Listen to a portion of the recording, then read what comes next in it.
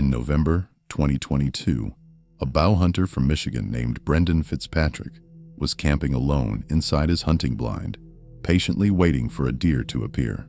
Suddenly, he was startled by a voice he didn't recognize. When Brendan looked outside to see who it was, he came face to face with an angry-looking man aiming an AR-15 directly at him.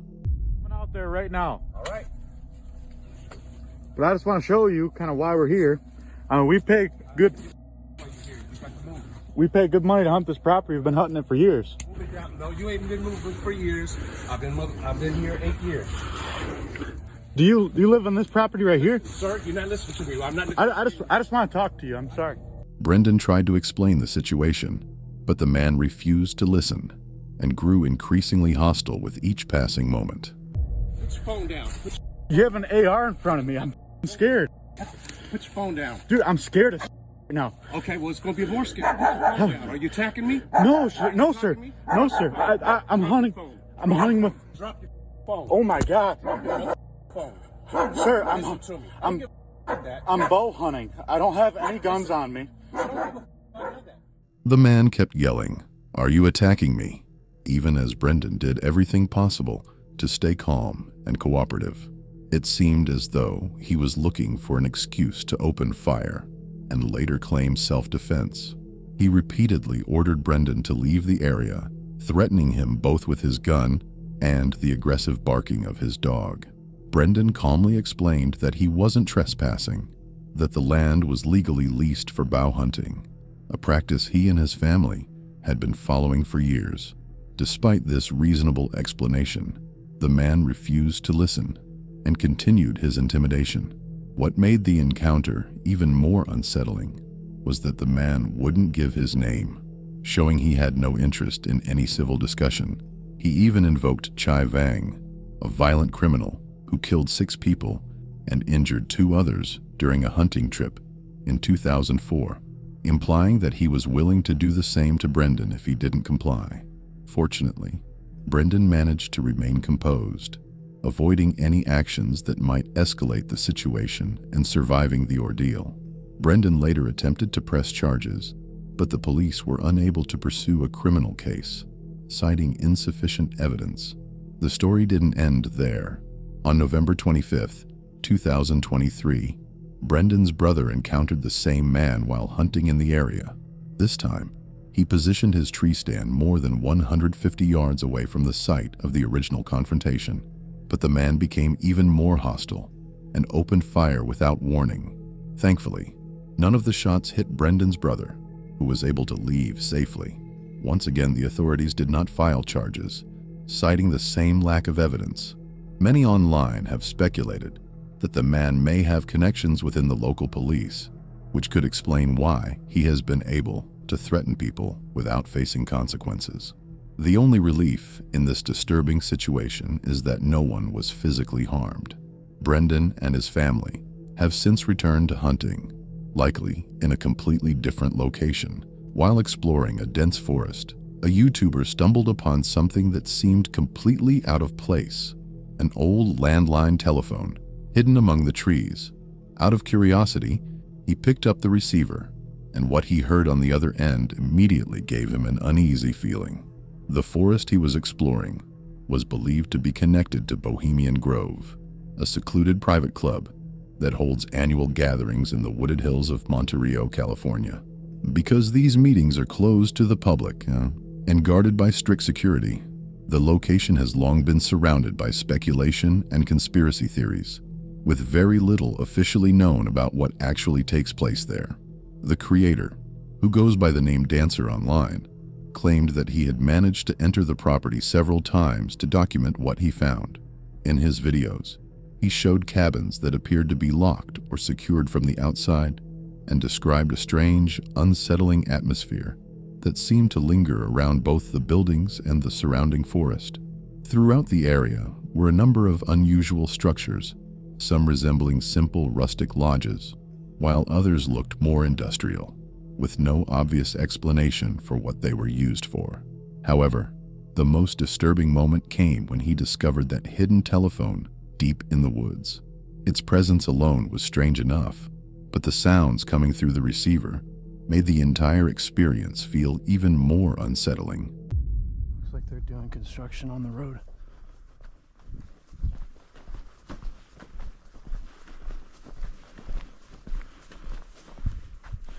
Here's an AED. Oh, there's no AED in here. That looks like a poisonous spider. Fuck you, dude.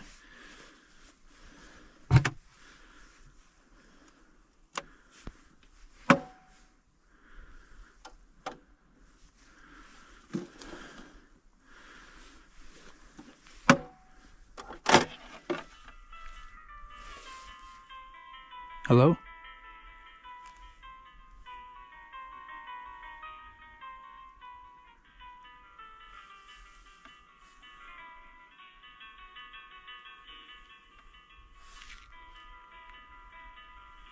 Huh.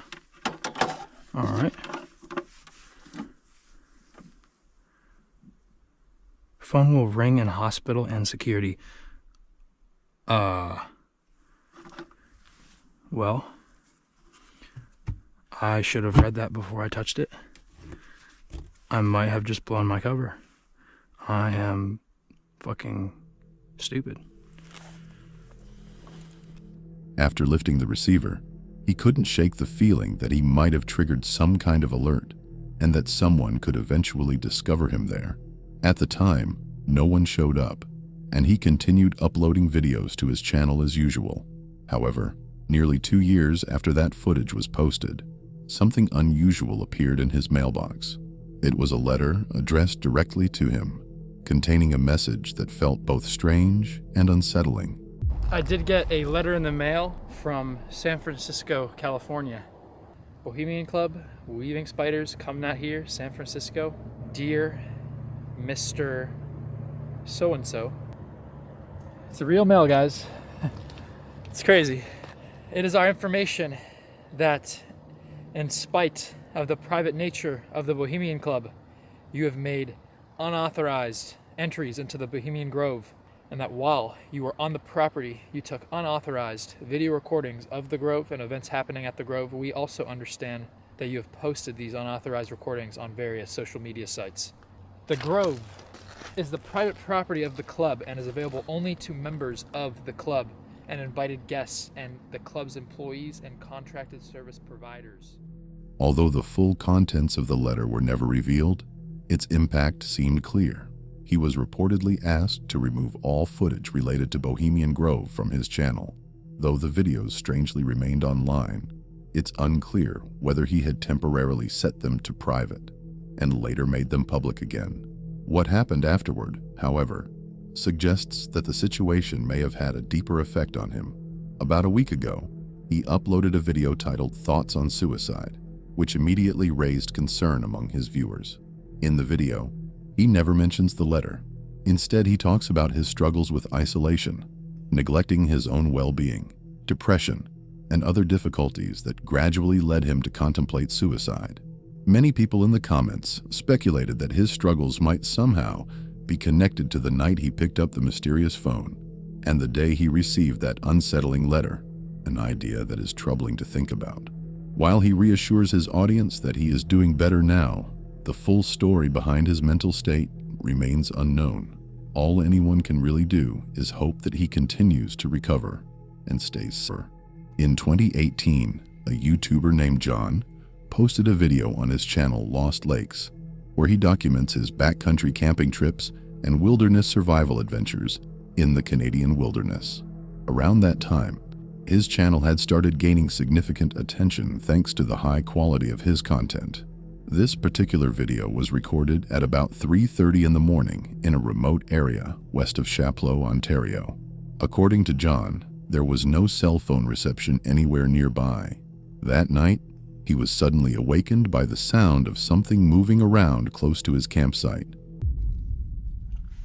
Well, I am living every solo camper's nightmare right now. There appears to be an animal of some kind pacing around my tent. It's the middle of the night. I woke up at 3 a.m. and just couldn't sleep. And then around 3:30, I started to hear this pacing sound. And 45 minutes later, it's still pacing around out there.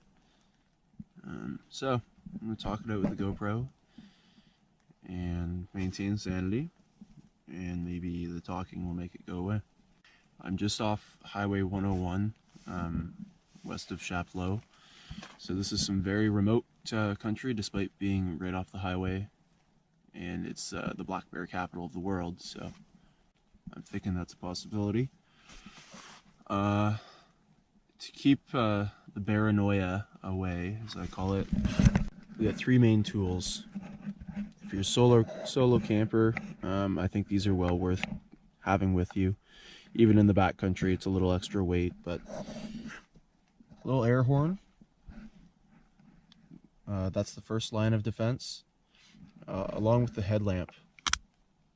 The bright light can be a good tool in trying to blind an animal that has much better night vision than ours, but would be very sensitive to light. Second line of defense, if the thing starts poking its nose at the tent, then I have got this little hatchet here, which I could whack it with this like sheath on, and worst case, take the sheath off. And then last line of defense, you might think this would be the second one, is the bear spray. If I use the bear spray in the tent, I'm going to get blinded and incapacitated, probably more than, let's say, a bear. If it is a bear, if it were to try and raid my tent, I'm probably going to get the worst of it. The idea being that hopefully it also gets hit and runs away, and then I can just recover in safety. And my car is literally right outside there, but I can't find my car key for the life of me. I think I may have left it in the car. So while I'm tempted to hop out and get in the car, turn on my headlights, that's not an option right now because I'm an idiot and I can't find my key. And the pacing continues. It's all gravel here. This is a kind of a boat launch for this little lake here. So I can hear everything on the gravel. I can hear all the footsteps, but anyway, the talking isn't making it go away, but it hasn't made a move toward the tent yet, so I don't know. Maybe it's just curious, and maybe it's biding its time for an attack. I don't know.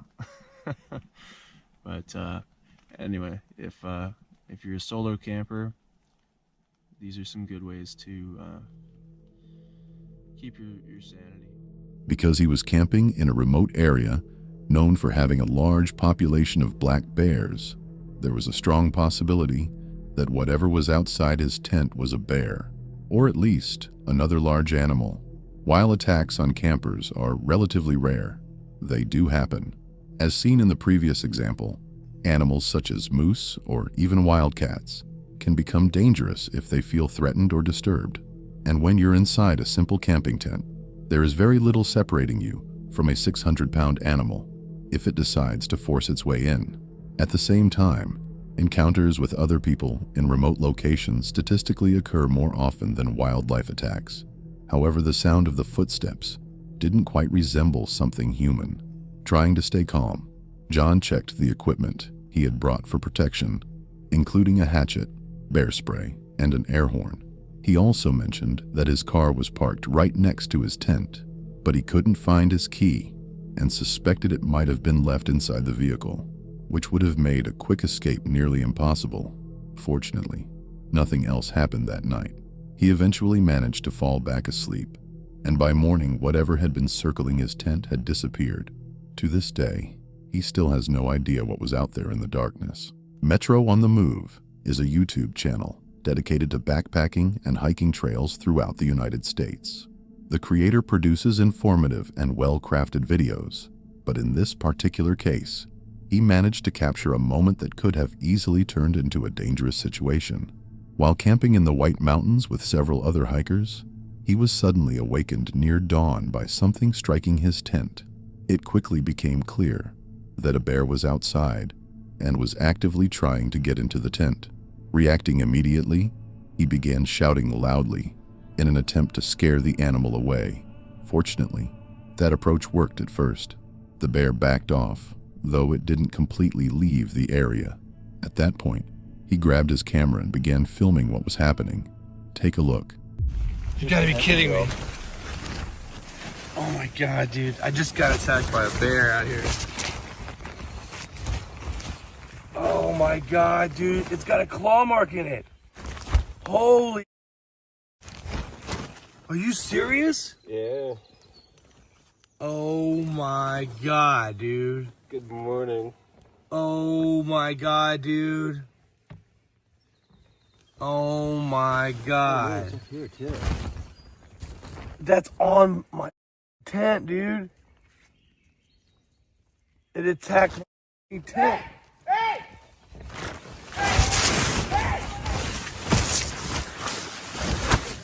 Oh my god.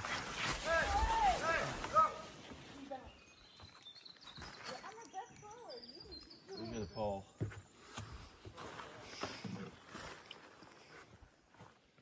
Hey, go! Hey! Yeah. Bear attacked my tent. Hey! Come back. Really?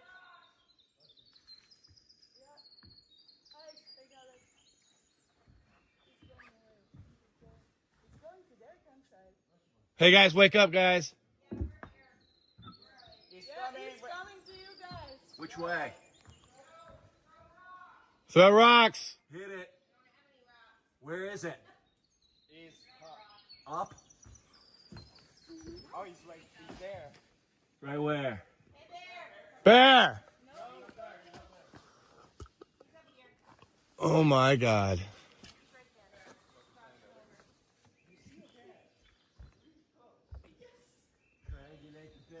He's right there, just next to you. That's me. Behind you, behind you. Yes, no running. No, I'm getting in the light. Oh, there he is. Get out of here, Bear. There he is. Hey! Hey! Get away. Go!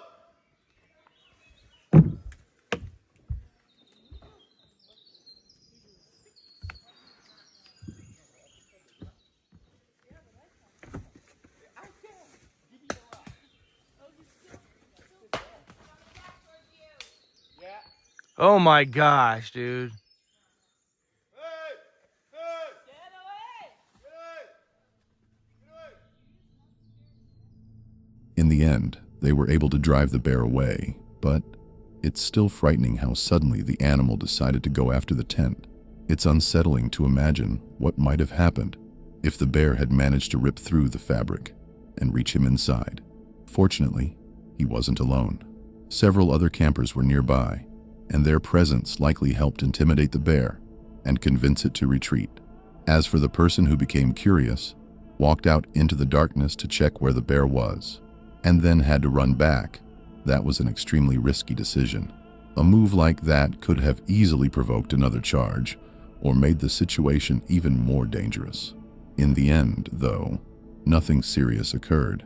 Just a few claw marks on the tent and a tent story to remember. Honestly, it's the kind of experience he can share with pride, because getting through a bear encounter like that is no small feat.